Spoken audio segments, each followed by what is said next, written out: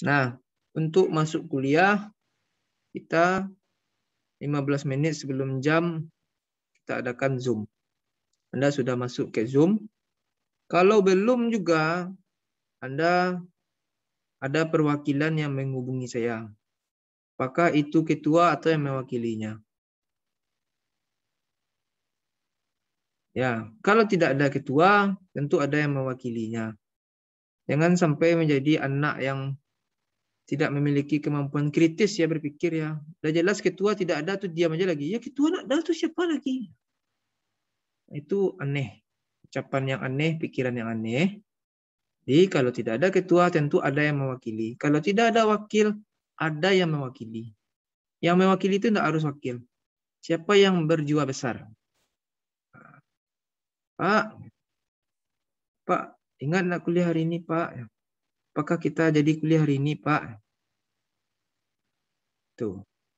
Pak, ini saya masih mahasiswa Bapak mata kuliah ini. Apakah kita kuliah hari ini? Sudah jam ini, Pak. Nah, itu ya. Dia harus ada. Jangan sampai ada ketuanya. Kebetulan ketua yang dipilih itu ketua yang hobi tidak datang kuliah pula. Nah, dan kebetulan sekali wakilnya tidak ada. Dan kebetulan yang ketiga kalinya tidak ada pula yang mau mewakili. Dah, ada lagi kuliah. Saya rugi. Uang kuliah Anda berbeda-beda. Ada yang 6 juta satu semester, 7 juta satu semester. Zaman saya uang kuliah 900.000 cuma satu semester. Zaman senior saya satu semester 450.000. Mainkan yang kuliahnya 5 juta, 6 juta, itu bisa berapa semester dia tuh bayarnya. Dimanfaatkan dengan sebaiknya. Nah, kita usahakan jam 7 kita sudah mulai kuliah. Ini Della udah ngantuk-ngantuk kayaknya nih. Nah. Jadi paling lambat jam 7.15. Ya. Nah, bagaimana metode perkuliahan kita? Metode perkuliahan kita ada 2. Ada 3 ya.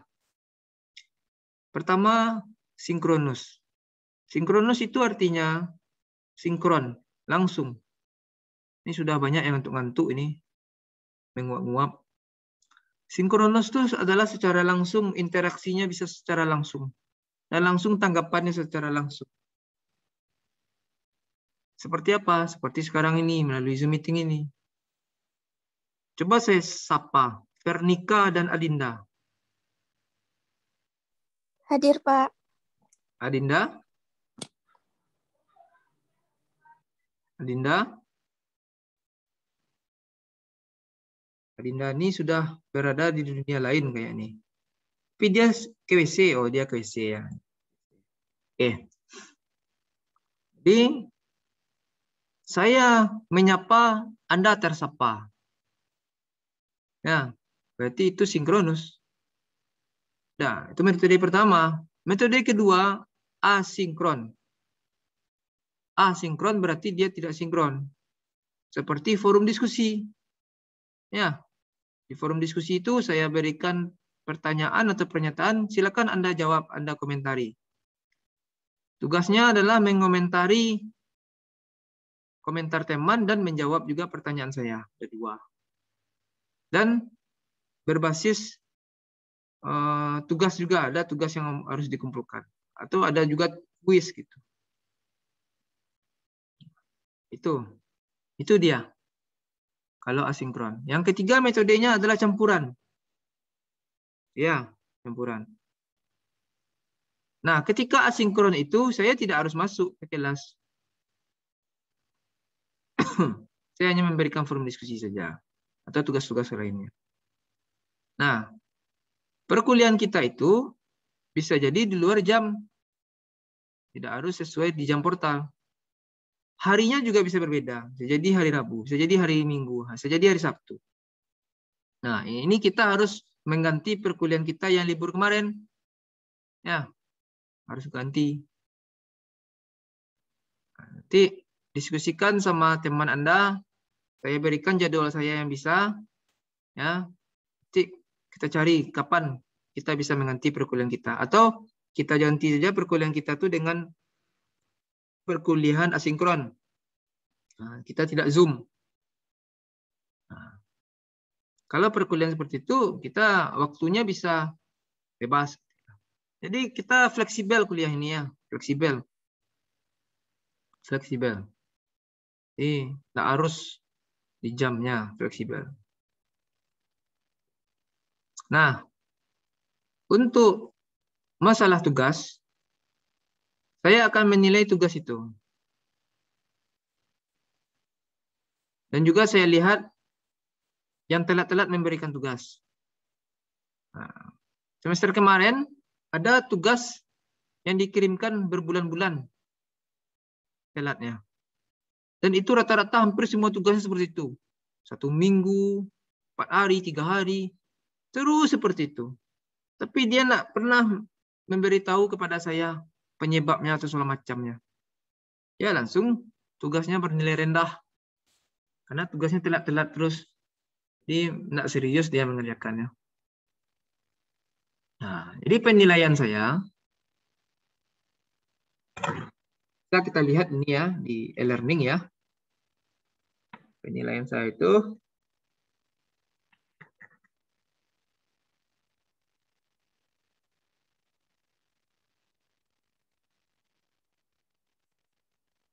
nah, bisa Anda lihat ini?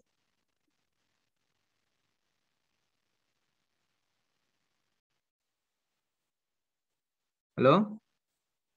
Bisa, Pak. Bisa, Pak. Bisa, Pak. Tugas Bisa, Pak. 20%, UTS 35, UAS 35, partisipasi kehadiran dan lain-lain itu 10%. Ya. Jadi itu dia. Di tuh perkuliahannya. Pak, saya hadir terus, Pak. Nggak pernah nggak hadir, Pak. Kenapa nilai saya rendah juga, Pak? Nah, seperti kata Hasmira sama siapa tadi Indah. Saya tidak menilai kehadiran sebagai poin utama nilai. Nilai kehadiran ada, tapi jangan bawa-bawa definisi hadir terus nilai aman. Itu hanya definisi di sekolah mungkin. Atau definisi mata kuliah yang lainnya. Nggak ada. Sesuai kontrak perkuliahan yang sudah ada, kehadiran hanya untuk syarat mengikuti ujian. Walaupun Anda hadir, Anda absen lebih dari 3 kali, Anda boleh tetap masuk kuliah. UTS nggak boleh lagi gitu. Kecuali ada surat izin bahwasanya Anda sakit gitu ya. Kalau sakitnya cukup lama itu harus ada surat izinnya gitu. Apakah itu ditulis tangan dan diketahui orang tua atau bagaimana? Tapi kalau sakit-sakit saja izin. Nggak mau saya gitu. Nah, jadi jangan anggapan hadir terus, Pak. Terus nilai saya kok segini, Pak? Itu perkuliahan apa itu kalau nilainya, kalau hadir 100% itu nilainya harus tinggi belah. Hah? Mana tuh? Tentu perkuliahan kita tidak perlu dengan Zoom ini, tidak perlu belajar. Kuliah kita cukup hadir saja, hadir semuanya, udah hadir, dah selesai kuliahnya. Nah, udah perkuliahan seperti itu. Sekolah aja nak seperti itu. Walaupun sekolah, dia ada sharing hadir, ya, ngapain ditinggalin pula, tinggal sekolah pula, ada tinggal kelas, nggak usah, dia hadir terus. Nah, mungkinlah seperti itu. Kalau sama saya, jangan coba-coba. Ya, kita ada aturan. Ada.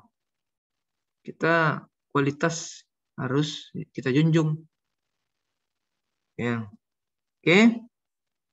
Sekarang kita sudah selesai menjelaskan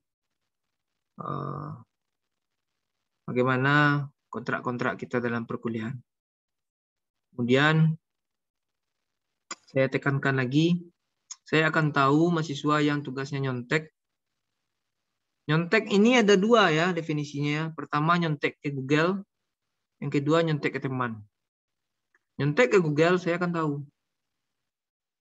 Ya, nyontek ke teman saya juga tahu. Tapi bagi saya belajar itu adalah menyontek. Yang namanya belajar itu adalah nyontek. Tapi nyontek yang dalam batas. Anda nyontek ilmu saya dalam kuliah. Itu nyontek. Ya. Anda pelajari, Anda copy, Anda modifikasi, Anda pelajari, Anda praktekkan, Anda terapkan. Itu menyontek. Tapi kalau Anda copy, paste 100% ganti saja namanya, dah. Itu bukan menyontek bagi saya. Itu memang tidak mau belajar. Ya, kalau belajar itu sebenarnya ya, belajar itu nyontek ya. Saya nyontek buku. Oh, ini caranya. Saya praktekkan itu kan nyontek, ngopi. Ya, Anda ngopi juga ilmu saya. Tapi jangan Anda copy saja, saya suruh mencari bahan ini. Oh, ada ini. Anda copy paste. Itu aja semuanya mahasiswanya. Sumbernya sama. Itu saya akan ketahuan. Itu tidak ada namanya belajar. Seharusnya kalau belajar itu ada bahasa dari Anda sendiri. Anda ubah bahasanya. Jadi kalau ketahuan, saya akan kurangi nilainya. Apalagi kalau sama ketahuan dengan mahasiswa. Kedua-duanya ya saya anggap gagal aja. Ngapain Anda kasih sama teman Anda? Tuh. Nah, kan ketahuan. Misalnya UTS. UTS tidak saya lihat, tidak saya pantau. Saya akan tahu juga siapa yang nyontek. Di e-learning akan ketahuan siapa yang nyontek. Nah, jadi tolong belajar dengan jujur ya. Walaupun saya tidak melarang Anda untuk melihat pekerjaan teman Anda. Saya zaman kuliah dulu sering juga melihat pekerjaan teman. Tapi saya tidak menyalin 100%. Artinya saya pahami dulu. Kalau ada pertanyaan, ada yang kendala, saya tanya sama teman. Ini gimana sih caranya ini, kata saya. Ini kenapa kok bisa seperti ini? Itu saya tanyakan. Kemudian bahasanya saya ubah juga. Bukan sekedar ubah ya. Menurut pemahaman saya nih bahasa dari teman saya itu agak rumit gitu ya. Nggak simpel gitu. Atau ada yang keliru. Itu saya ubah. Jadi itu yang nama belajar. Kalau copy paste saja anak TK bisa itu. Anak TK Anda ajarin tuh bisa. Tekan ini, copy ini, pastikan ke sini. Bisa anak TK. Ya, itu yang mau saya sampaikan. Nah, sekarang kita lanjut ke perkuliahan lagi. Nah, siapa yang tidak memiliki laptop di sini? Atau komputer? Saya, Pak. Saya, Pak. Ya, Pak. Coba raise hand lah, coba raise hand.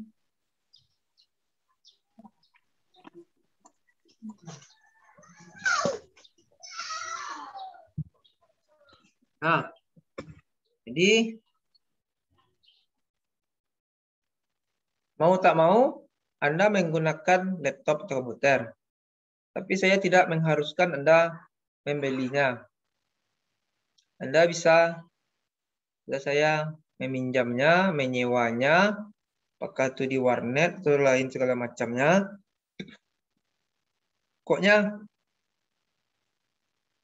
Anda bisa bekerja. Ya, mungkin bagian nak mau berusaha, dulunya teman membuatkan. Tentunya Anda tidak dapat ilmu. Karena ilmu di kuliah ini digunakan selama kuliah dan pas kerja juga. Ya. Jadi tidak ada solusinya dari saya. Karena ini kuliahnya pengantar teknologi informasi berbasis komputer semuanya. Berbasis IT, yang menggunakan itu. Tidak ada lagi itu. Solusinya tidak ada. Ya.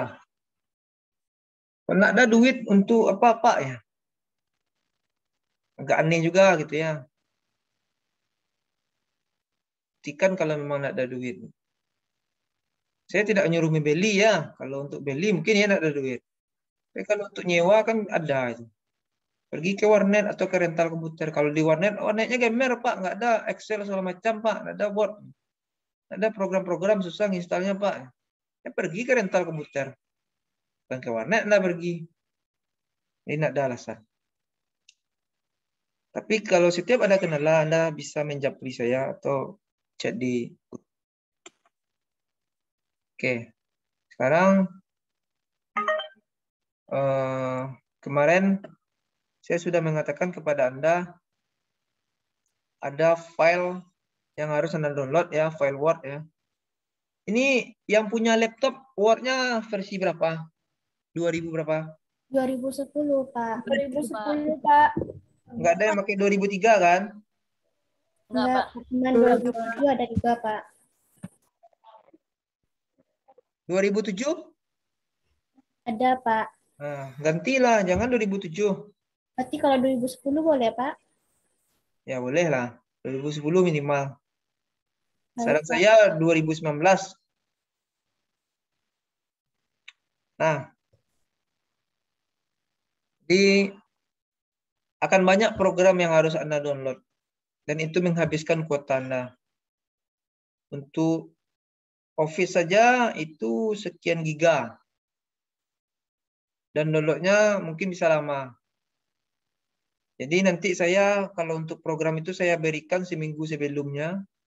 Dan saya berikan kepada Anda. Jadi bisa ada download. Ya. Nah,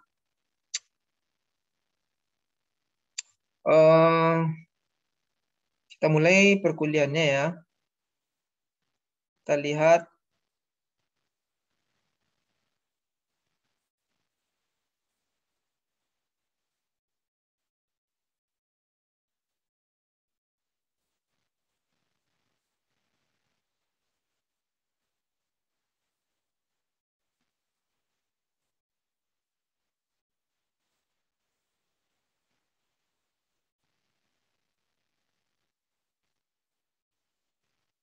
sudah kelihatan?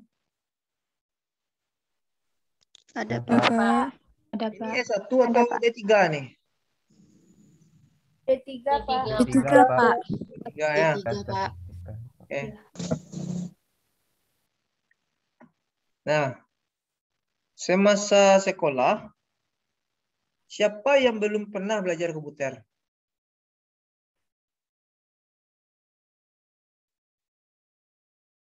Tidak ada ya? Berarti tidak ada. Ya, tidak ada. Ya, Pak. Semua ada ya? Ada. Oke. Di hari pertama ini saya akan memberikan tugas kepada Anda tentang mengenal software dan hardware komputer ya, secara umum. Ada yang tahu apa beda software dengan hardware?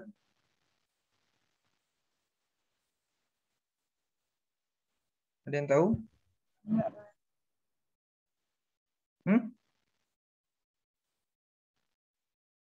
Apa beda software dengan hardware? Siapa yang tahu? Kan ada yang apa pengen ngomong?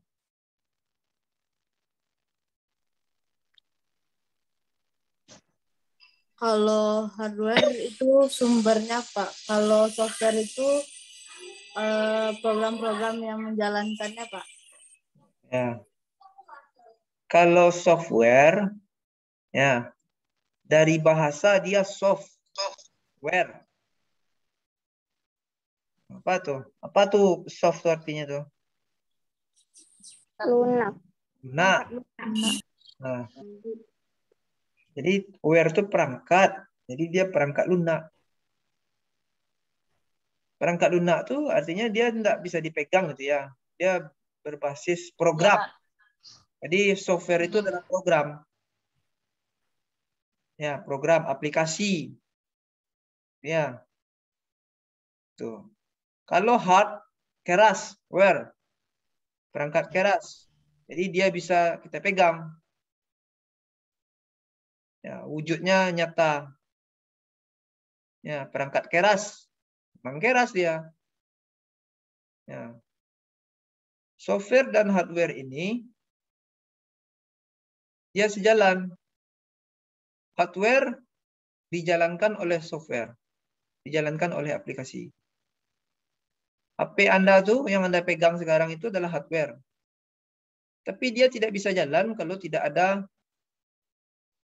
aplikasinya, tidak ada OS-nya, sistem operasinya, operasi sistemnya. Tuh.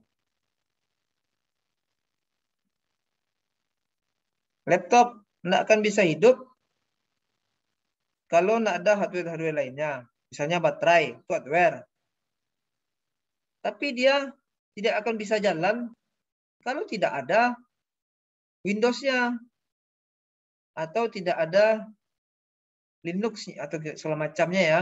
Di iOS, di Apple, MacBook, itu iOS. Ya. Nggak bisa membuka Word kalau nggak ada software Microsoft Word-nya. Tuh. Walaupun sebenarnya bisa juga melalui browser ya. Jadi itu istilahnya software dan hardware. Nah, nanti saya akan meminta Anda membuat ringkasan ini ya. Kalau kelihatan bagi saya Anda copy paste saja, bahasanya aneh-aneh di internet tuh berarti Anda copy paste dari 100% internet. Nah, jadi tidak ada gunanya kuliah saya memberikan penjelasan. Anda tidak mencatat. Nah, dan nanti hanya copy paste dari internet. Software adalah nih bahasanya tingkat tinggi sekali bahasanya, tak apa-apa bahasanya. Harusnya Anda mencatat dia poin-poin pentingnya gitu. Karena kalau bahasa Google itu kadang bahasanya tidak aplikatif, tidak simpel gitu ya. Jadi itu dia. Software kalau tidak ada hardware nggak bisa juga jalan. Word, gimana caranya Word itu akan jalan? Tempat menginstal nggak ada. Tentu dia diinstalkan di komputer, tepatnya di hard disk. Itu. Ini juga kan. Jadi dia ini tidak bisa dipisahkan gitu ya.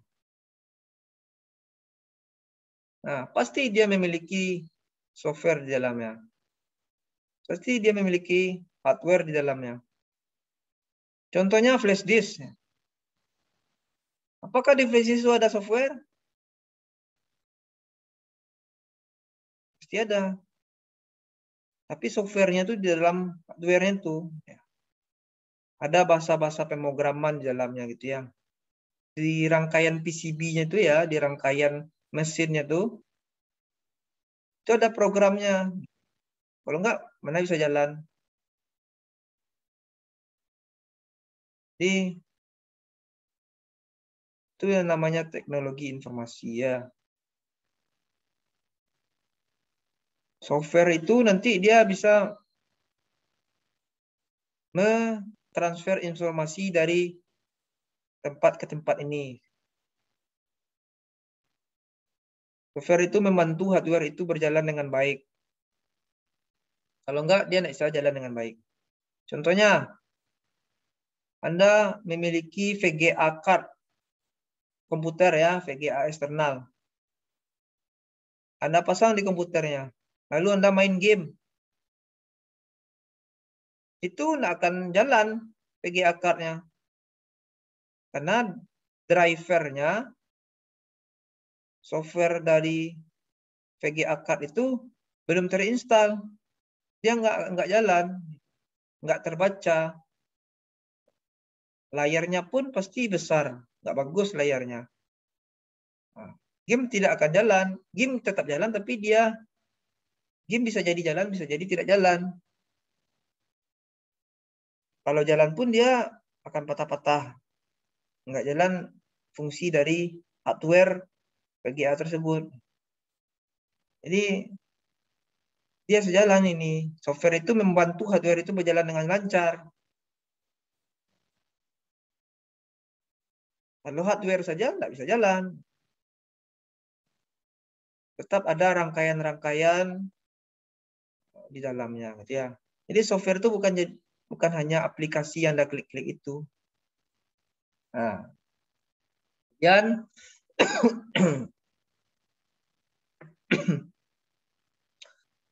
coba di komputer apa saja softwarenya? Ada apa saja hardwarenya tuh? CPU. PC, Hmm? layar komputer, PC, CPU. CPU, CPU itu apa tuh? eh, CPU itu apa? Apa kepanjangan CPU? Apa sih sendiri? Nah, saya dari Google aja lah ya. Bahannya nggak perlu, lebih bagus dari Google. Lebih fleksibel. Nah, ini komputer ya. Ini layarnya. Ya, monitor. Yang peta sebelah kiri ini CPU ya. Ya. Yang ini keyboard. Ini keyboard. Ini mouse. Mancinya. Ini CPU. Ini LCD-nya ya, monitornya. Monitornya. Kalau ada pertanyaan langsung ditanya. Tidak perlu ada sesi tanya jawab ya. Langsung ditanya. Oke. Nah, komputer itu, kalau ini komputernya, ya, komputer biasa umum ya. Komputer itu ada komputer rakitan, ada komputer build up. Kalau rakitan itu, jadi dirakit, bukan pabrikan. Kalau build up, pabrikan, cetakan pabrikan ya, buatan pabrik. Seperti HP, Dell, Lenovo itu pabrikan biasanya bermerek seperti ini ya. Nah itu. Dan komputer itu ada juga versi all-in-one-nya. Artinya monitornya bergabung dengan CPU-nya. Seperti komputer di labor. Dia awal mahasiswa menghidupkan komputer, saya ketawa-tawa. Di mana tempat mencetnya Pak? Mana sih apanya komputernya? Kok nggak ada Pak, layarnya saja yang kelihatan katanya. Padahal komputernya itu all-in-one. Jadi di layar ini sudah ada apa ya? Nih, komputer all-in-one. Nah, seperti ini. Nah, ini komputernya all-in-one. Ya. Jadi ini all-in-one ini. All-in-one semua dalam satu. Tuh. Semua dalam satu. Jadi CPU-nya di dalam monitor itu. Nah, apa kelebihan dan kelemahannya? Pertama, kelebihannya, kalau komputer all-in-one, itu simpel, dia tidak banyak makan tempat. Kalau ini kan komputernya komputer umum ini, yang sekarang ini saya tampilkan. Makan tempat kan, untuk CPU-nya makan tempat pula. Kalau komputernya all-in-one, dia kan di belakang layarnya ini sudah ada CPU-nya di dalam itu. Jadi dia nak makan tempat, simpel gitu. Dan dia juga tipis, biasanya tipis ya. Kalau ini kan banyak makan tempat, tebal pula ya. Nah, tuh. Itu kelebihannya. Ya, kalau kelemahannya gimana? Kelemahannya dari segi upgrade atau mengubah-ubah atau menambah atau memperbarui spare part-nya, hardware-nya. Kalau software ya enggak masalah. Itu enggak beda. Kalau CPU yang terpisah seperti ini, komputer yang tidak all-in-one ini,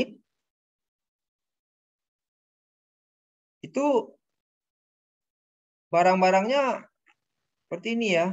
Banyak dalamnya, bisa kita bongkar-bongkar.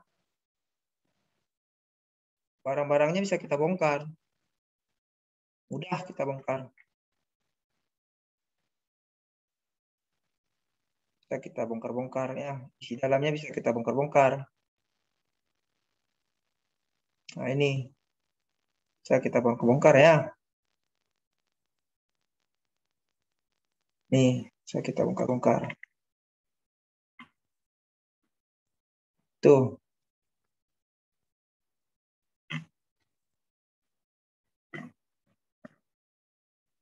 Nah.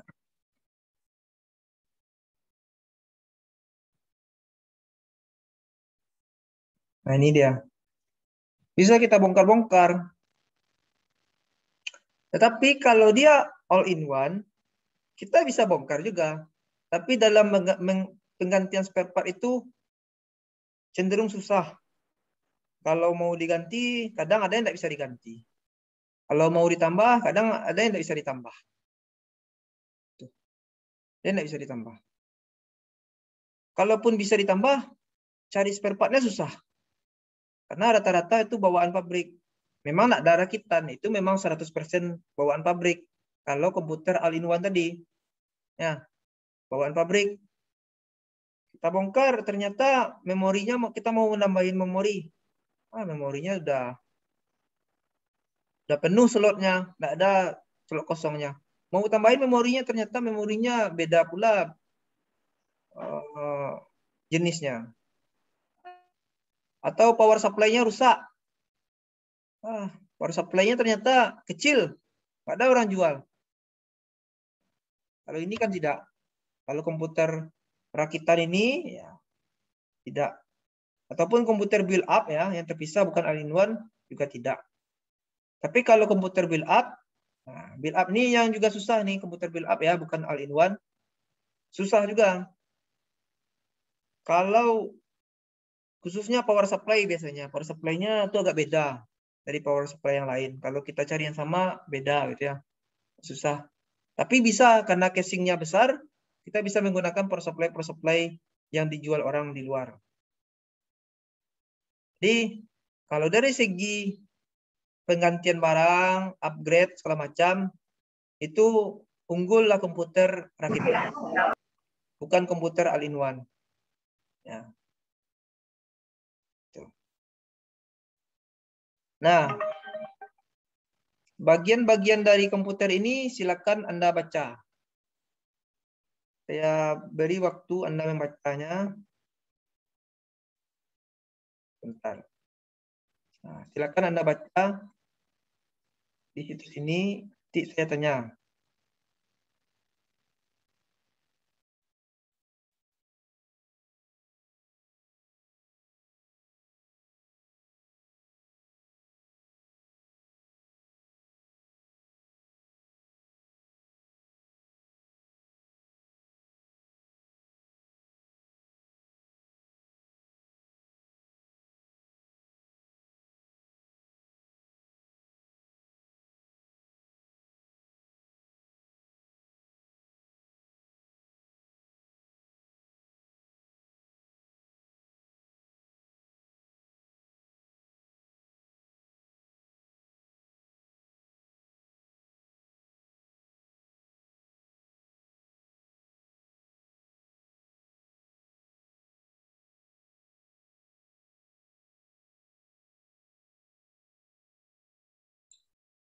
Maaf Bapak, suaranya tidak terdengar Bapak. Oh iya. Oke. Kita mulai lagi ya. Maaf. Terima kasih Anda sudah mengingatkan. Anda tadi sudah membaca. Saya harap Anda ada pertanyaan. Kalau misalnya Anda mau bertanya ya, langsung saja bertanya. Sambil saya melanjutkan. Ya, ini casing komputer. Nanti di casing inilah akan kita pasangkan instalasi ya. Akan kita instalkan hardware komputer. Misalnya power supply ya. Power supply ini yang akan mengkonversi arus ya, arus dari listrik rumah kita ya. Ini sebagai sumber daya. Jadi untuk power supply ini kita harus memilih power supply yang bagus ya. Biasanya itu merek ternama ya. Seperti Corsair, Seasonic, dan lain sebagainya. Itu merek-merek ternama yang bukan power supply abal-abal. Apalagi power supply-nya bawaan casing rakitan ketika kita beli misalnya. Misal kita beli komputer rakitan, itu biasanya power supply-nya nggak bagus. Power supply ini adalah poin utama sekali yang harus penting sekali, berkualitas bagus dalam hardware komputer kita ini. Kenapa? Karena ini adalah sumber daya utama. Kalau sumber daya ini yang rusak, maka dia akan berefek kepada hardware lain. Bisa jadi prosesornya rusak, VGA-nya rusak, minimal hard disk-nya rusak. Hard disk akan rusak. Media penyimpanan akan rusak. Jadi ada orang yang membeli komputernya mahal-mahal tapi power supply-nya jelek gitu ya. Itu aneh. Sama seperti kita membeli handphone 6 juta, 7 juta, 10 juta. Ternyata chargernya rusak. Dibeli aja charger yang harga 25.000, 30.000, yang KW, abal-abal. Tentu itu akan berdampak kepada mesin atau hardware dari benda tersebut ya, HP. Itu dia. Jadi ini penting nih. Di mana posisinya nanti? Nah, posisi di sini nanti power supply-nya. Ada yang di sini, ada yang di sini. Ya, tergantung dari jenis casingnya. Kalau casingnya ini ya di sini power supply. Nanti motherboard-nya di sini nih. Motherboard-nya di sini. Mesin komputernya itu di sini. Nah, ini posisi hard disk-nya, media penyimpanannya di sini. Nah, kemudian kipasnya bisa jadi di sini ada kipas, fan-nya ya. Di sini kipasnya. Tuh. Itu dia.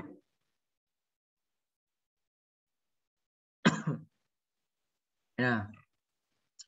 Nah, ini motherboard. Jadi di motherboard ini kalau ada pertanyaan langsung ditanya ya. Ini diam aja. Ini prosesor. Ini tempat prosesornya.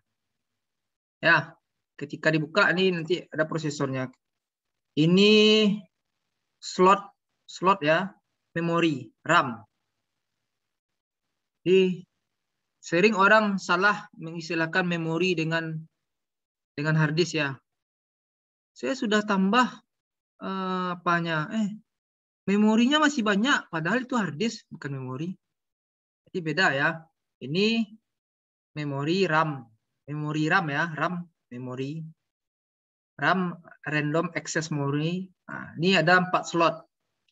Nah, jadi kalau di komputer itu ada 2 slot, 4 slot, ada 8. Nah, tergantung ya. Motherboard itu ada motherboard server juga. Kalau motherboard server dia banyak slot RAM itu. Prosesornya bisa banyak juga, bisa 2, bisa 4. Ya. Ini baterainya. Nah, ini slot untuk VGA. Nah, ini ya. Ini slot untuk VGA eksternal nanti. Atau slot untuk yang lainnya, slot LAN ya, slot untuk LAN atau slot untuk audio bisa juga. Dan ini slot untuk hard disk, untuk kabel hard disk. Nah, jadi kabel hard disk nanti akan dipasang di sini. Nah, ini power supply nanti akan dipasang di sini nanti. Jadi kabel dari power supply dipasang di sini. Dan dipasang di sini nanti juga. Jadi dari power supply itu ada 2, kabel 24 pin dan kabel 4 atau 8 pin. Nah, itulah sumber daya yang akan masuk ke motherboard nanti. Dan ini slot-slot USB-nya, ada slot USB-nya di sini. Ya, ini slot audio segala macam. Nah, itu bisa Anda baca nanti sendiri. Nah, itu dia bagian-bagian dari motherboard. Ya. Nah, ya, ini yang namanya prosesor. Nah, jadi kalau prosesor itu ada 2 vendor, ada Intel, ada AMD ya. Kalau Intel sekarang sudah ada i9. i9 tak i11 tuh. i9 ya. Kemudian AMD ada AMD Ryzen biasanya gitu ya.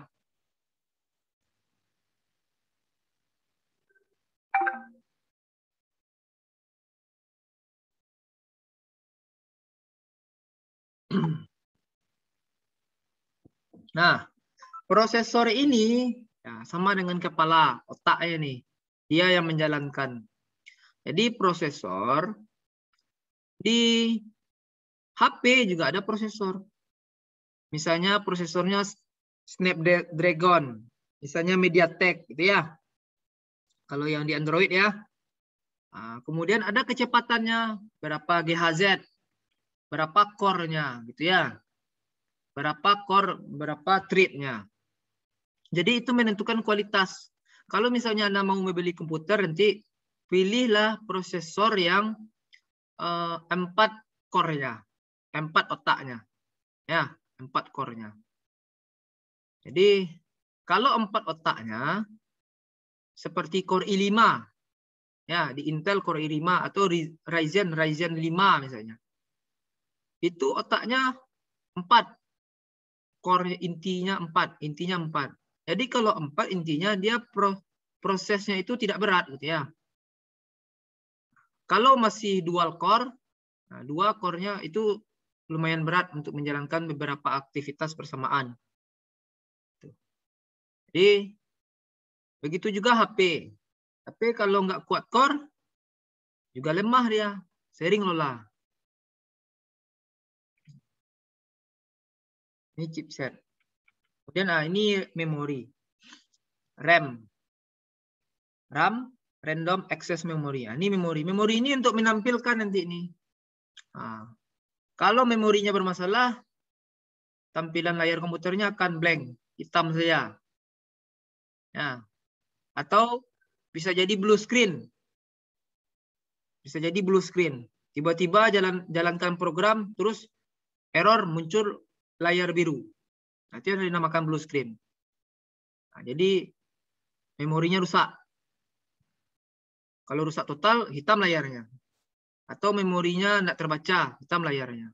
Jadi memori ini untuk menyimpan data dan berbagai proses di memori itu. Nanti akan diproses oleh CPU. Jadi memori ini juga membuat indikator kecepatan juga dalam suatu perangkat gitu, baik HP maupun komputer. Kalau laptop memorinya kecil gitu ya, kalau komputer ini memorinya besar. Nah, memori itu ada DDR1, DDR2, 3, 4, bahkan DDR5 entah ada ya. Saya rasa ada DDR5 gitu ya. Makin tinggi DDR-nya makin bagus ya. Nah, kalau memori itu rendah, kecil, nah, kalau pengamatan saya, minimal memori untuk zaman sekarang ini adalah 4 GB. Itu paling sedikit kali itu. Itu aja udah lola itu kalau udah banyak-banyak program. Sebaiknya 6 GB. Ya, 6 GB. 6 GB itu ya, 6 GB. Apakah itu laptop atau komputer? Ataupun itu HP. Kalau 2 GB, jangan berharap banyak. Buka Word saja tuh dan lain-lain tuh udah campur dengan lain bisa udah tegang. Jadi pastikan kita jangan salah beli. Jangan salah upgrade. Jangan percaya ke teknisi-teknisi yang nakal. Kemudian ini VGA card, VGA eksternal. Yang ditempel tadi sudah saya kasih tahu. Nah, ini. Ini dibutuhkan untuk memproses hal-hal yang berkaitan dengan video. Ya. Contohnya merender video. Orang membuat film itu VGA card-nya bisa ratusan juta. Ya, orang membuat film sinetron itu VGA card-nya bisa ratusan juta. Dan bisa juga untuk games. Ya, bisa juga untuk games. Ya. Atau untuk koin ya, Bitcoin. Nambang koin. Sekarang ini VGA harganya berkali-kali lipat. Bahkan harga second-nya di atas harga baru. Karena akibat mining koin. Ini VGA card ini tidak harus selalu ada. Tapi untuk komputer yang off-board VGA-nya nggak ada, VGA on-board-nya nggak ada, ya harus memakai VGA eksternal. Jadi motherboard itu ada VGA-nya yang ada VGA on-board, ada yang tidak ada VGA-nya. Itu. Nah, kemudian ini ada ROM, ya. Kemudian ini ada baterai CMOS ya. Ini baterai ya. Ini selalu ada baterai.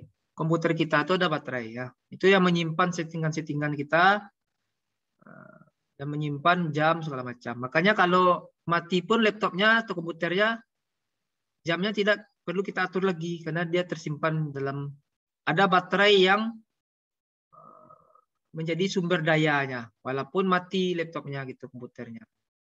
Baterai menyimpan daya yang ada daya dan dia menghidupkan sebuah hardware supaya tanggal tidak hilang gitu. Nah, ini slot-slot PCI namanya tadi ya saya sampaikan, slot-slot nih. Ada untuk LAN card ya, untuk LAN atau untuk VGA, untuk audio. Nah, ini sound card kata saya tadi ya, sound card untuk sound ya. Nah, dan ini satu lagi hard disk. Anda kalau mau beli laptop wajib SSD. Jadi hard disk itu ada dua. Bukan hard disk ada dua ya. Hard disk ini adalah media penyimpanan. Jadi media penyimpanan itu ada hard disk, HDD, ada SSHD, super hard disk, itu tuh setingkat di atas hard disk dari segi kecepatan dan ketahanan. Dan ada tingkat lagi SSD, itu yang paling bagus. SSD itu artinya tingkatannya dari segi kecepatannya itu paling bagus. Percuma Anda beli laptop sekian belas juta atau puluh juta, tapi dia masih memakai hard disk. Dia suatu saat dia nanti akan lola. Itu. Karena program akan terus update dan setiap update akan membutuhkan kecepatan tertentu gitu ya. Jadi dia lola dia. Ada teman saya yang beli MacBook, kemudian ditambahnya memorinya. Kata teknisinya, entah teknisinya bodoh atau teknisinya nakal, ditambah memori. Ternyata tidak memori solusinya, tidak RAM, hard disk. Jadi pergi lagi dia ke sana beli lagi barang. Artinya dia belanja dua kali. Aturannya kan dia cukup hanya ganti ke hard disk saja, ke SSD saja. Jadi kalau Anda mau beli laptop, kalau misalnya masih hard disk, cepat upgrade ke SSD. Karena dia cepat, kencang gitu ya. Dan ini berdampak juga kepada harga. Harganya bisa 3 kali atau 10 kali lipat dari hard disk. Jadi kalau ada yang laptop jadul masih lola dia, prosesornya 2 core, ya silakan upgrade, tambah RAM-nya atau diganti media penyimpanannya jadi SSD. Nah, SSD apakah semuanya bagus? Tidak. Ada SSD-an abal-abal saja, mudah rusak pula lagi. Saran saya yang bagus itu mereknya adalah Samsung atau mereknya Kingston atau Vigen. Ya. Tapi usahakan mereknya Samsung Pro, Samsung yang versi Pro, ya, atau Samsung Evo minimal. Kalau zaman sekarang nih saya menyarankannya Samsungnya 850 Evo atau 860 Evo. Itu yang 256 GB harganya 700-an. Ya. Kalau kita beli hard disk 700-an itu udah dapat 1 tera itu 1000 GB. Nah, kalau SSD dia dengan harga segitu hanya dapat media penyimpanan kecil. Nah, untuk masalah media penyimpanan ini 256 itu sudah cukup itu ya. Nanti install saja untuk C-nya, untuk Windows-nya ya, ketika menginstal untuk C-nya bagian partisi C-nya diinstal saja nanti ya minimal 100 GB ya. Jangan sampai nanti teknisinya abal-abal atau Anda aneh-aneh aja. Anda install C-nya itu Anda bagi media penyimpanan itu C-nya kecil kali gitu ya, 50 GB misalnya. Itu cepat penuh. Kalau udah penuh susah delete-delete-nya lagi. Nah, karena C itu ya kalau sudah penuh susah kita jadinya. Nah, maka walaupun kita pakai SSD, walaupun kita upgrade segala macam, tetap akan hang dia. Nih, seperti saya. Coba lihat. Nih, saya memakai SSD 500 GB. Ya. Saya bagi partisinya menjadi 2. Part ya, partisi ya. Hard SSD itu saya bagi menjadi C dan E. Ya, biasanya kan C, D, E, F, G segala macam kan. Nah, coba lihat C-nya. Di bagian C ini, di sini adalah posisi sistem operasi kita. Ya, di bagian C inilah sistem operasi kita. Coba lihat merah kan, itu 13,2 GB free dari 163 GB. Udah 163 GB saya nih, saya bagi itu, kan udah cukup besar tuh. Minimal 100 GB lah kata saya, kan. Itu udah penuh juga. Ini bisa menyebabkan akan terjadinya hang atau crash atau bermasalah gitu. Atau kita menjalankan program itu tidak mau jalan. Karena ketika program itu berjalan, program itu selain membutuhkan RAM kita, selain membutuhkan prosesor kita, dia juga membutuhkan media penyimpanan kita. Seperti games misalnya ya. Seperti games GTA 5 itu ya. Itu besar gamenya saja kalau download itu 60 GB-an. Ketika dijalankan, dia harus meminta media penyimpanan kita itu 60 GB. Nah, bayangkan Anda. Untuk gamenya saja diinstalkan nanti termakan 60 GB hard disk kita atau SSD kita. Untuk menjalankannya termakan pula 60 GB. Sudah 120 GB. Jadi kita jangan menyisakan sedikit di hard disk kita itu ya. Khususnya C. Khususnya C. Karena C itu program kita. Posisi program kita tuh C. Kalau E bagaimana? D gimana? Nggak masalah. Asal program tidak diinstal di sana. Ya. Tapi kalau C ini, kita kan program-programnya nanti C itu kan di program file sama program file x86 biasanya. Ya. Jadi itu harus kita telusuri. Jangan sampai kita salah. Nah, ini untuk membaca CD, DVD, ini keyboard ya. Ini mouse. Nah, ini monitor. Jadi nanti kalau Anda ada mau diskusi sama saya mau beli ini Pak, bagus nggak Pak ya?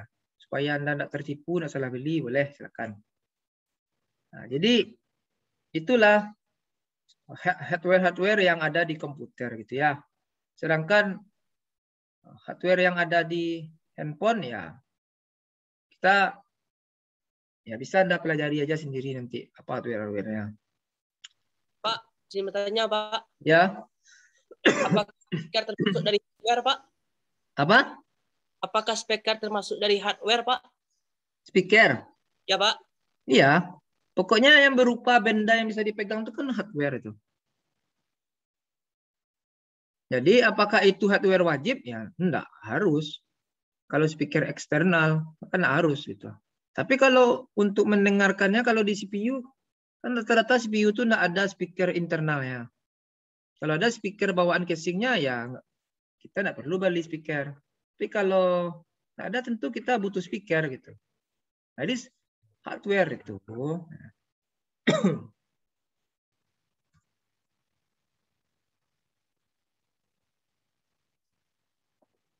Ya.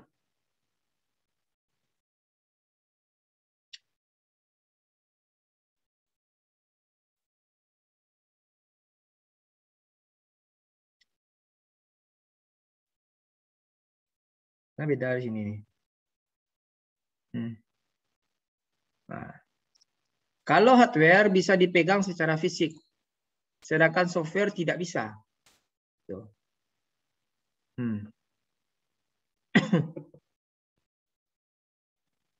Itu dia. Segala sesuatu yang bisa dipegang secara fisik, yaitu hardware. Kalau tidak bisa dipegang secara fisik, itu software. Tapi kita bisa menggunakan software gitu. Tapi yang definisi software itu kan nggak bisa kita pegang. Contohnya udara. Udara itu bisa kita hirup, bisa kita rasakan, tapi nggak bisa kita pegang. Gimana pula kita megang udara?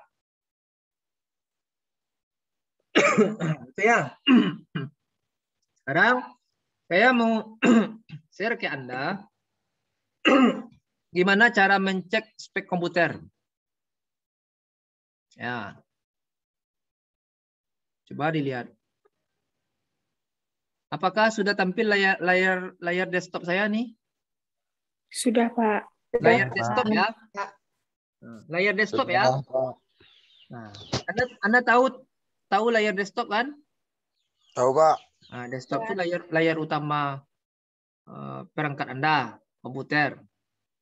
Nah, yang ini ya. Ini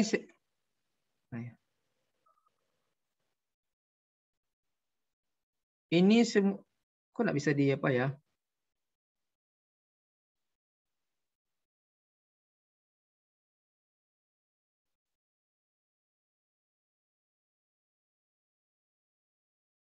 Nah, oh nggak bisa ya, layar nggak bisa. Nah, yang tampil di sini ini shortcut. Ya, menu-menu aplikasi ya. Biasanya kalau kita sudah menginstal aplikasi, ada menunya di sini nih. Ya, atau ada juga mungkin di sini ya. Ini saya menggunakan Windows 10. Sekarang sudah ada Windows 11. Ya, umumnya ada yang memakai MacBook di sini? Tidak ada ya. Oke. Sekarang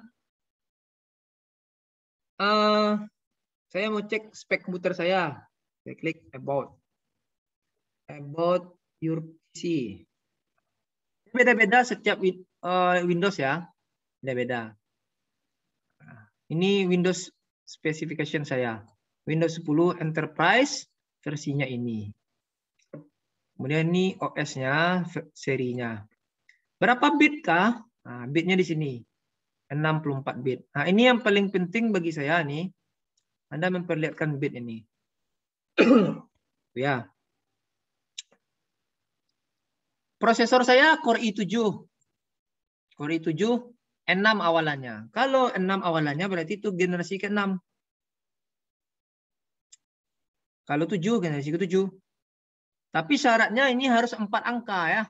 Kalau 3 angka, misalnya 6660, berarti itu dia generasi pertama itu. Tapi kalau 6600 seperti ini, berarti dia generasi ke-6. Makin tinggi generasinya, maka prosesornya makin bagus.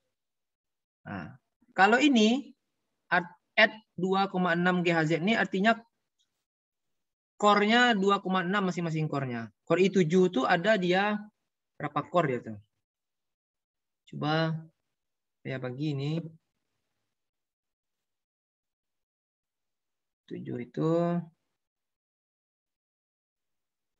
Saya buka test manager ya. Sebentar. Saya buka test manager. Nah, ini test manager. Sudah kelihatan?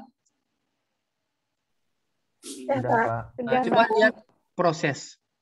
Coba lihat proses. Ini ada CPU, memori, disk, network, nah, gitu.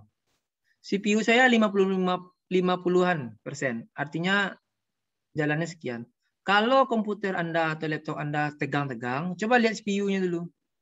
100% enggak? Coba lihat memorinya 100% enggak? Coba lihat disknya 100% enggak? Jadi harus kita pastikan. Kalau 100%, hampir 100% segala macam, CPU kalau hampir 100% itu biasanya banyak program jalan. Memori juga begitu. Kalau hard disk juga begitu. Atau bisa jadi ada virus. Nah, coba kita masuk ke bagian performance di bagian CPU. Coba lihat ini. Ini saya 2 core. Nah, ini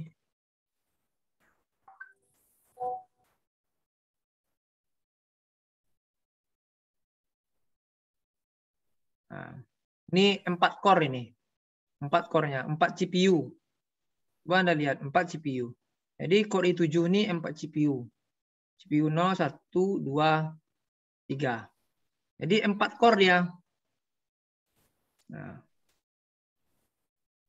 4 CPU ya, bukan 4 core ya. Core saya di sini 2, tapi dia 4 CPU. Jadi usahakan tadi kata saya core i5 ya. Nah, kemudian memorinya ini 4,3 GB yang terpakai dari 7,4 GB. Tuh. Nah, itu dia. Nah, kemudian untuk masalah bit tadi, pastikan Anda harus mengetahui bit Anda.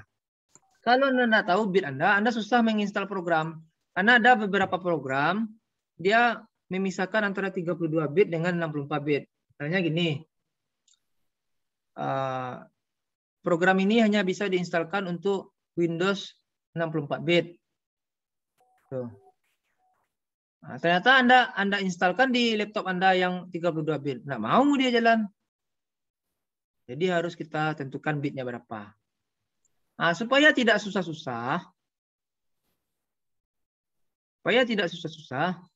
kita download aplikasi untuk menentukan hardware komputer itu. Kita klik CPU Z. CPU Z. Nah, ini dia. CPU Z. Lepas itu Yuko. Nah, kemudian Anda pilih setup. Nah, ini close saja nih. Nanti dia akan download. Kemudian download now. Nah, di sini saya menggunakan IDM, Internet Download Manager ya. Supaya lebih cepat. Nah, semuanya pasti sudah paham ya cara menginstal ya. Kalau tidak paham harus paham. Oke, ini. Nah, ini program yang sudah saya download tadi, CPU Z ya. Boleh diklik 2 kali, ya, klik kiri 2 kali ya, klik 2 kali untuk menginstalnya atau klik kanan Run as Administrator. Nah, lalu biasanya kalau program itu next saja. Tapi hati-hati, ada program yang menginstalkan iklan, ada program yang menginstalkan antivirus. Nah, itu harus kita hati-hati itu. Jangan main next saja. Nah, makanya itu yang terjadi kepada laptop-laptop yang antivirusnya bisa 5 dalam satu laptop itu. Makanya laptopnya error, sering hang. Kita next lagi, next lagi, next. Finish. Kemudian semua program tadi itu kita lihat di mana? Di desktop ya. Kita lihat program itu di desktop.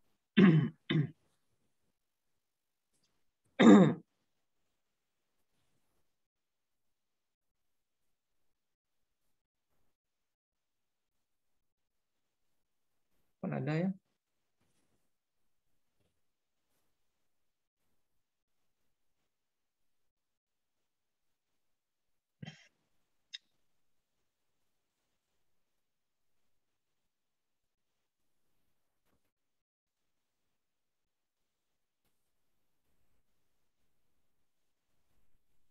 Apakah sudah kelihatan desktop saya? Sudah, Pak. Sudah, Pak. Sudah, Pak. Sudah. Sudah, Pak. Nah, cari CPU Z. Mana CPU Z dia di sininya?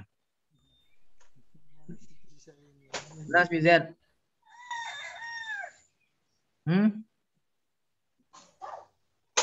Dari bawah ada. Nah, ini ya. Kalau nggak ada, silakan cari di sini aja boleh. Atau cari di sini. CPU Z. Ada. Nah, cari di sini C. Cari di sini C. Nah, ini CPU ID ya, ini CPU Z. Nah, buka programnya.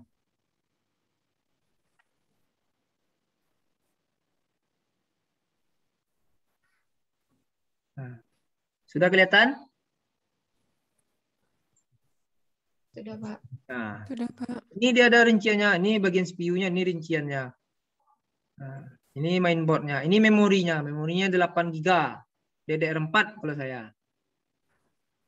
Kemudian, nah ini dia. Ini grafiknya segala macam. Nah, jadi kita bisa melihat di sana. Nah, ini dia. Untuk melihat bit komputer tadi, Anda bisa membuat di sini nih about your PC atau sistem juga boleh. Atau sistem juga boleh. Atau di DXDiag. Anda cari di sini menu pencarian run ya, di menu pencarian.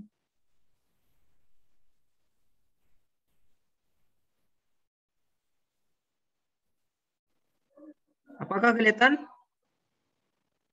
Run saya kelihatan? Nggak ada, Pak. Tidak, Pak. Nih, Belum. Ada, Pak. kelihatan?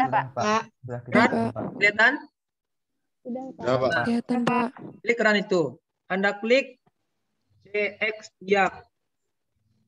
Nah, jadi kalau DXDiag itu untuk melihat informasi komputer, DXDiag. Ya. Oke. Nah, ini dia. Sistem dari komputer kita.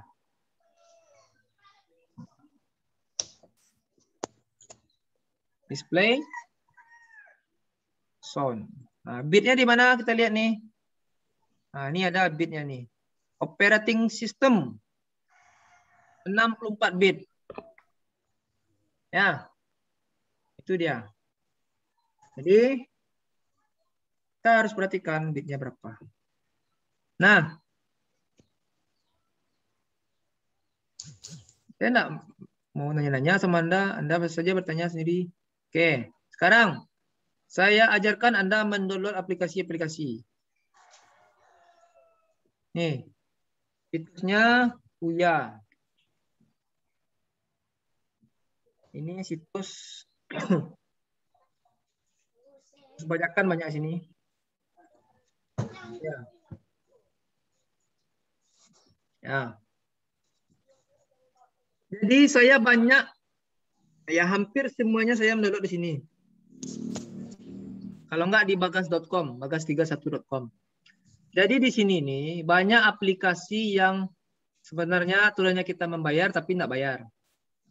Apakah itu aplikasi untuk komputer ataupun aplikasi untuk HP seperti Android. Anda sudah menginstal Cam Scanner semuanya? Sudah. Sudah, Pak. Kalau Cam Scanner bawaan dari Play Store itu biasanya iklannya banyak. Sudah, Pak. Nah, tapi kalau dia modding, sudah dimod, sudah dimodifikasi, iklannya tidak ada. Misalnya di sini ya. Mana nih? Mana Android ini ya?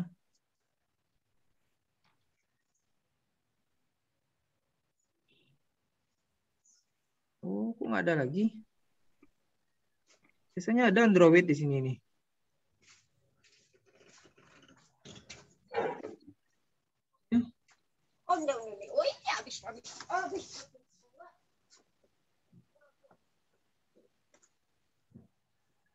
Oh, nggak ada. Kita wait. Nah, ini. Klik aja lah Android. Nah, ya aplikasinya full semuanya. Nah, banyak nih. Jadi saya selalu memakai aplikasi itu. Nah, jadi aplikasinya tidak berbayar dan tidak ada iklan. Tapi tidak merusak. Nah, nanti Anda akan mendownload aplikasi-aplikasi di sini. Nah, misalnya Anda mendownload Office. Nah, ini Microsoft Office ya. Nah, ini Office. Tapi Office itu terlalu apa ya? Terlalu besar ya. Misalnya Nitro ya, klik di sini. Nitro, ada kelihatan? Ada, Pak. Nah, Ya, Pak. Nitro PDF. Kita akan pelajari itu juga nanti. Gimana cara downloadnya? Nah, ini Nitro Pro Enterprise. Nah, klik ini. Oke. Jangan asal-asalan klik download di Google. Karena bisa jadi itu virus. Ya. Jadi kita harus hati-hati memahami, menganalisis tombol download mana yang asli. Ini tombol download. Ini tombol download juga. Nah, mana tombol download yang asli? Harus hati-hati. Sesuai dari situsnya juga. Ya. Beda-beda tiap situs itu. Namun secara umum, kalau ketika kita download itu enggak masalah. Yang masalahnya ketika kita download itu dia minta centang ini, setujui ini, install ini. Setelah Anda download tuh Anda install lagi. Nah, itu yang masalahnya. Biasanya kalau programnya exe ya, format filenya exe, itu hati-hati, itu harus hati-hati kita format file exe. Ya.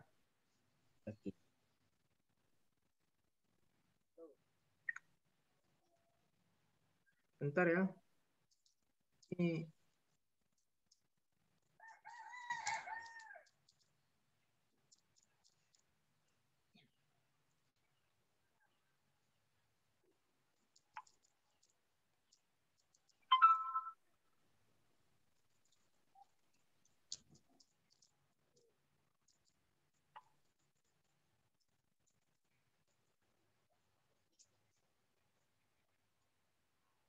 Nah, jadi kita download caranya gimana?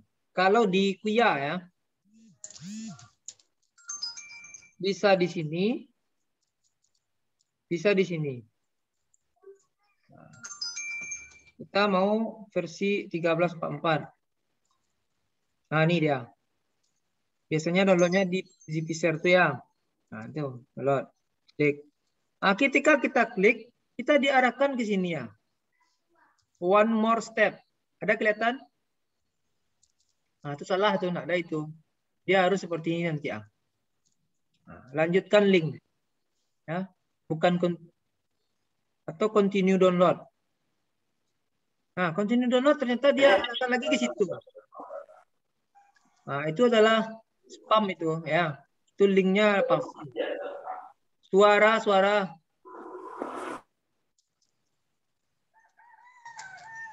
Itu ada aktif enggak Anda Zoom ini? Suara Anda aja enggak terdengar, Anda berisik nih. Harusnya Anda matikan video audio tuh. Nah, itu berarti enggak mengikuti kuliah tuh. Nah, coba continue download lagi. Ah, diarahkan lagi ke sana. Continue download lagi. Ah, baru dia diarahkan ke tempat mendownload ZipFizer tadi. Nah, jadi kita harus hati-hati. Kadang dia 10 kali diklik, baru dia tampil link yang asli. Ini kita hack aja. Ini kita tekan saja. Nah, pergi dia ke link yang lain. Nah, jadi hati-hati kita. Jangan sampai salah download, nanti terdownload pula virus.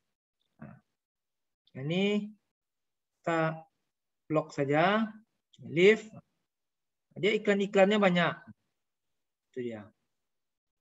Bahkan kalau sembarang-sembarang klik iklan Anda, iklan itu nanti akan tampil-tampil saja muncul-muncul. Apalagi iklan porno nanti tampil. Padahal Anda tidak pernah klik situs porno. Tuh. Nah, jadi dia harus hati-hati. Nah, ini kita downloadnya di sini. Di download now. Klik lagi. Nah, ternyata tampil lagi menu yang lain. Klik lagi sampai tampil download. Ya, kalau saya downloadnya di sini. Nih. Nah, saya downloadnya pakai IDM. Saya download.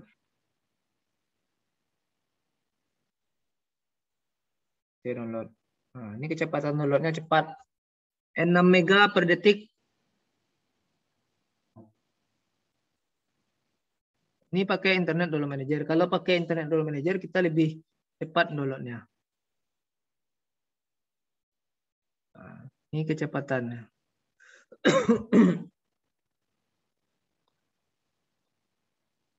Nah,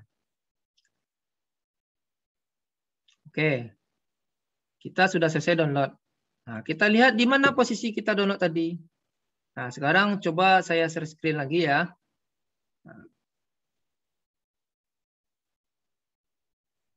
Nah, gimana cara menginstalnya? Itu sudah diajarkan oleh situs Kuya ini.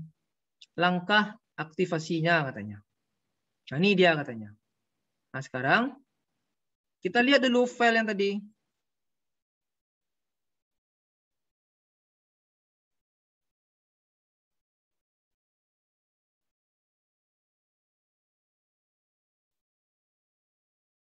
Bentar ya.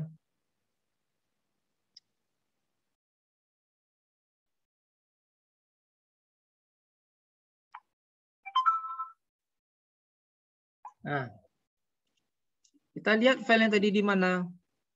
Misalnya saya di sini filenya. Nah, ini Nitro. Saya klik. Ternyata filenya, tipe filenya adalah WinRAR. RAR ya. Sudah kelihatan? Hah? Kelihatan, Pak. RAR. Pak. Kelihatan, Saya Pak. klik kanan. Untuk ekstrak. Kalau RAR dia harus ekstrak. Tapi kalau dia exe, tinggal langsung klik. Ekstrak to. Kita lihat mana filenya.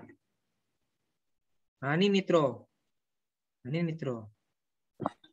Nah, caranya bagaimana tadi katanya? Nah, ada caranya tadi. Kemudian caranya kalau di sini klik aja silent install. Nah, biasanya ini kita harus menonaktifkan antivirus dulu. Nah, nonaktifkan antivirusnya dulu.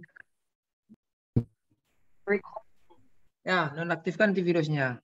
Kalau enggak dia nanti terbaca dia sebagai virus ini oleh antivirusnya.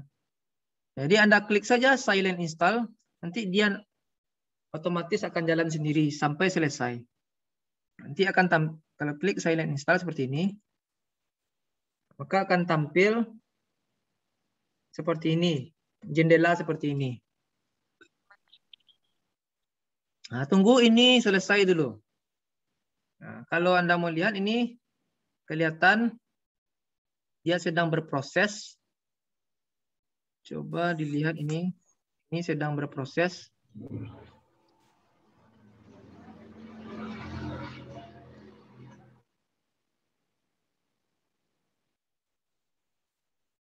Ini sedang berproses dia. Ya.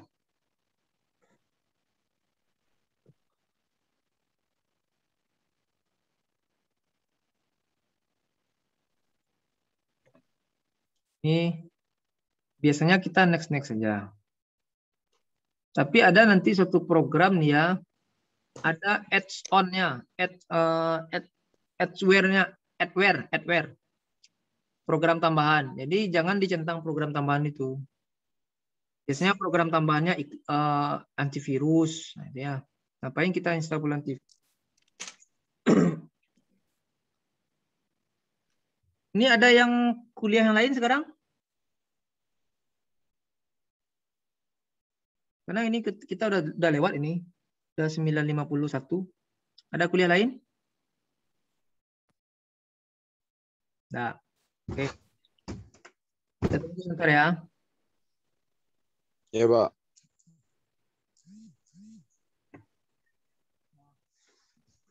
Oke, ya sudah selesai. Ah, sudah selesai dia install. Nah. Oh, logat nih. Kemudian, Logat Padang. oke, kita sudah selesai install ya.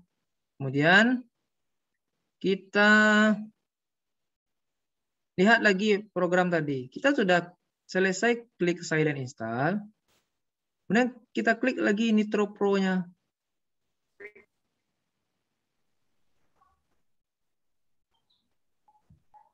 Sebenarnya silent install aja nggak apa-apa.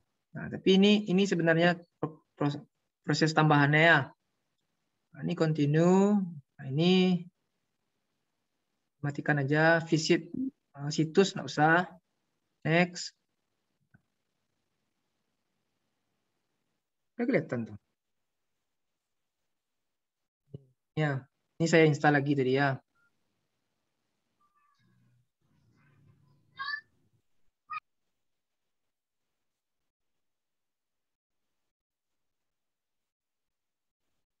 Oke. Nah, jadi nanti akan saya beri tugas, Anda boleh diketik, boleh tulisan tangan. Kalau tulisan tangan nanti Anda scan pakai pen scanner, pakai mode ajaib. Ya, jangan hitam putih. Jangan mode biasa. Kalau mode biasa itu artinya seperti foto aja, nggak seperti nge-scan ya. Jadi harus metode hitam putih. Tugasnya tentang apa? Tentang software dan hardware. Nanti akan saya berikan penjelasannya di WA dan di e-learning ya. Ya, Pak. Oke, itu saja perkuliahan kita pada hari ini. Ini sudah masuk pula kelas yang lain sebenarnya. Nah, saya harap saya enggak ingin bertanya-tanya. Oke, ada pertanyaan, langsung ditanya aja ketika saya menjelaskan itu kalau ada pertanyaan ya. Nah, tadi ada yang bertanya tadi yang belum saya jawab ya? Ada ya? Ada? Ya, Fajri apa?